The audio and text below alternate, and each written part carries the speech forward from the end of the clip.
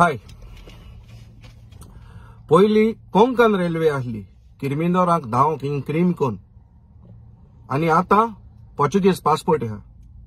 आनी हांवें कितें म्हणटा, आता सायन्साक एक म्हाका फोन येता आनी कितें म्हणू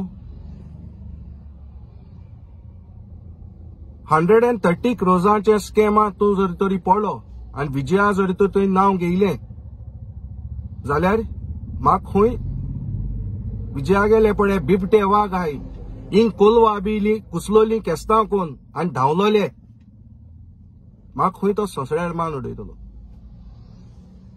तरी हांव विजया एकू सांगो सोदिता, अजून देखून मरे तुवें म्हाका वळखलो ना.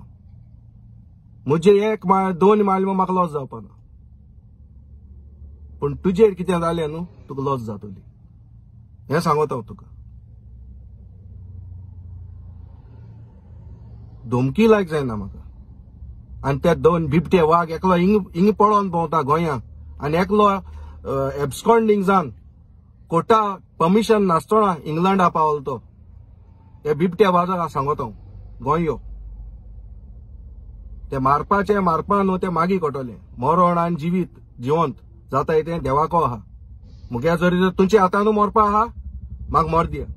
पयली सद्याक हांव आयज विजय सरदेसायाचेर आनी हे 2 बिबटे वाघांचेर केस करता.